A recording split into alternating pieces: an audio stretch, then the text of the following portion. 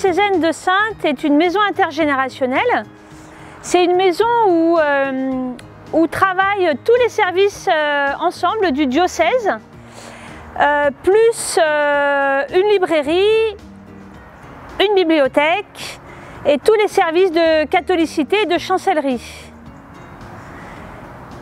Tous ces services travaillent ensemble et nous avons aussi dans cette maison des gens qui vivent ensemble, donc des prêtres aînés qui sont à la retraite, 4 sœurs vietnamiennes, des salariés qui vivent aussi également dans la maison et des étudiants de l'école d'infirmières et de l'hôpital de Saintes.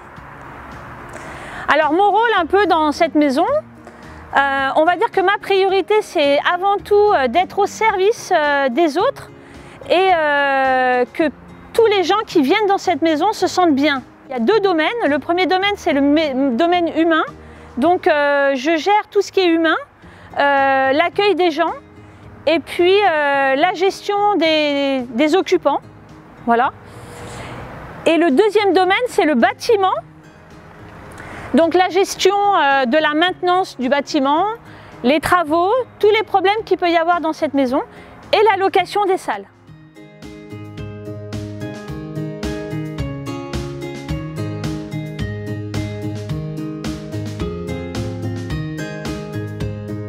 Avant, la maison diocésaine accueillait des pèlerins tout au long de l'année, mais le taux d'occupation était de 30% seulement. Donc le projet a évolué sur un accueil d'étudiants. D'ailleurs, là, on se trouve dans la salle commune des étudiants. Cette année, on accueille donc 14 étudiants de l'école d'infirmières, première, deuxième et troisième année. On accueille une petite jeune de l'école Bellevue qui est en management, support de management. Et on accueille également une petite en école d'aide-soignante.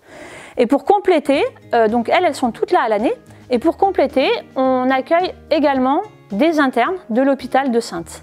Voilà, donc ils vivent tous ensemble, donc ils ont chacun une chambre meublée et ensuite ils ont cet endroit où ils peuvent préparer des déjeuners, discuter ensemble, échanger, etc. Voilà. La particularité de ce foyer, c'est surtout le projet pastoral qu'il y a derrière.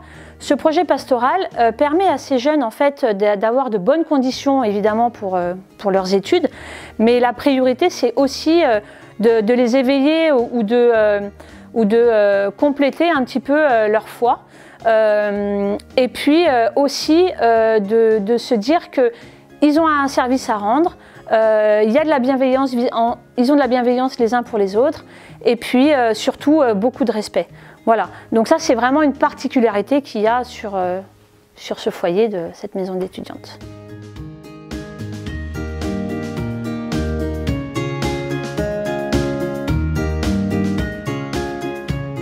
Comme je vous l'ai dit tout à l'heure, au premier étage, la vie est belle et animée.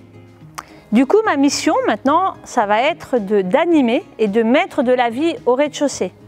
Alors, on a tous les services du diocèse qui travaillent ensemble, etc. Pas de souci. Mais du coup, ce qui est important, c'est de faire connaître la maison à l'extérieur, de faire vivre la maison, de louer des salles, de proposer des salles. Et pour ça, quoi de mieux qu'une exposition ? Donc le projet de la maison diocésaine, dans les quelques mois à venir, ce sera de proposer 3 ou 4 expositions, dont la première qui va commencer certainement au printemps. On va proposer une exposition sur Laudato Si, sur l'encyclique du pape, avec les photos de Yann Arthus Bertrand. Cette exposition sera complétée par des conférences, des animations, des stands, etc. sur des associations qui sont du diocèse et qui, eux déjà, travaillent depuis des années sur le Laudato Si. Et en fait, ce sujet nous tient à cœur puisque, en fait, depuis 1 an, la maison diocésaine est église verte. Alors, on est tout au début, on a juste la petite graine de CNET, mais on est très fiers de ça. Et donc, du coup, voilà, on va parler du Laudato Si, mais en fait, on va s'inspirer des expositions, surtout pour faire connaître les gens, pour faire connaître la maison diocésaine aux gens, pour faire venir les gens. Et voilà, c'est un des projets dans quelques mois.